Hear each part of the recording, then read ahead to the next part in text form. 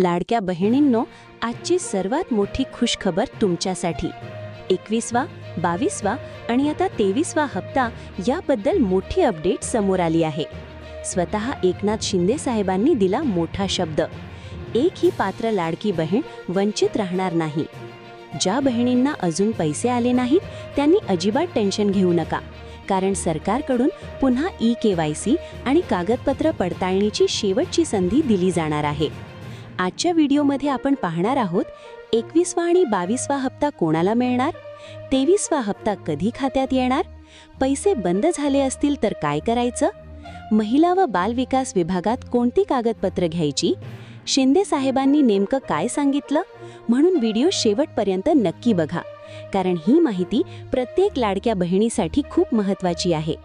मुख्य बातमी: शिंदे साहेबांचा मोठा शब्द.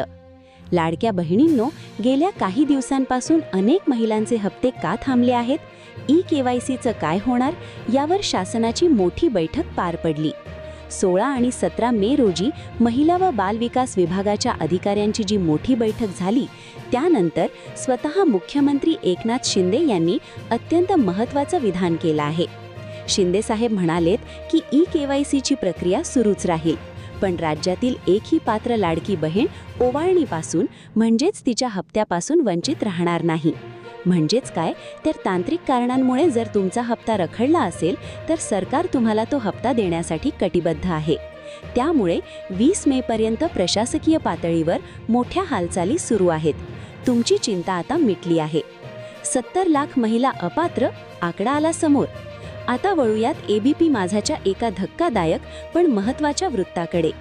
KYC दुरुस्तीनंतर एप्रिल महिन्यापर्यंत पात्र लाडक्या बहिणींची एकूण संख्या 1,77,00,000 इतकी असल्याचं स्पष्ट झालं आहे.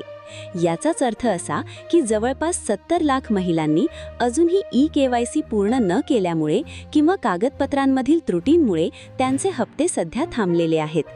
यामुळे सरकारवरचा आर्थिक दबाव जरी कमी झाला असला तरी ज्या लाडक्या ताई खरंच पात्र आहेत आणि गरीब आहेत त्यांना त्यांचा हक्क मिळालाच पाहिजे, अशी भूमिका शासनाने घेतली आहे. म्हणूनच जर तुम्हाला मार्च, एप्रिल किंवा 21वा व 22वा हप्ता मिळाला नसेल तर सरकारने तुम्हाला एक शेवटची संधी दिली आहे. हप्ता मिळवण्यासाठी काय करायचं, ही आहे शेवटची संधी. हो लाडक्या बहिणींनो, ही तुमची शेवटची संधी आहे. जर तुमचे 21वा व 22वे हप्ते रखडले असतील तर तुम्हाला काय करायचं आहे ते अगदी सोप्या भाषेत समजून घ्या. पहिली पायरी: सर्वात आधी तुमच्या गावातील किंवा परिसरातील अंगणवाडी सेविका ताईंना भेटा. त्यांना तुमचा फॉर्म चेक करायला सांगा.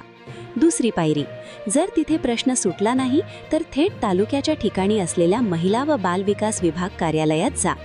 तिसरी पायरी: तिथे जाताना तुम्ही जेव्हा फॉर्म भरला होता त्या फॉर्मची प्रिंट, तुमचा आधार कार्ड आणि बँक खात्याचे डिटेल्स सोबत घेऊन जा. चौथी पायरी: तुमची KYC अपूर्ण आहे का, बँक आधार लिंक DBT सक्रिय आहे का, हे तिथल्या अधिकाऱ्यांकडून तपासून घ्या आणि नवीन कागदपत्रे तिथे सादर करा. तुमचा फॉर्म पुन्हा सुरू केला जाईल आणि तुमचे रखडलेले पैसे खात्यात जमा होतील. 23वा हप्ता. लाडक्या बहिणींनो, ज्यांना नियमित हप्ते मिळत आहेत त्यांनीही एकदा आपले कागदपत्रे आणि बँक स्टेटस चेक करून घ्या, जेणेकरून पुढचा म्हणजेच 23वा हप्ता मिळण्यात कोणतीही अडचण येणार नाही. 23व्या हप्त्याचे नियोजनही आता सरकारकडून वेगाने सुरू झाले आहे. त्यामुळे अजिबात उशीर करू नका. आजच जवळच्या कार्यालयात किंवा अंगणवाडी सेविकेशी संपर्क साधा. माहिती आवडली असेल तर व्हिडिओला आत्ताच एक लाईक करा, चॅनलला सबस्क्राईब करा आणि हा व्हिडिओ तुमच्या इतर सर्व लाडक्या बहिणींना, नातेवाईकांना नक्की शेअर करा. पुन्हा भेटू अशाच एका नवीन आणि महत्त्वाच्या अपडेटसह. तोपर्यंत धन्यवाद.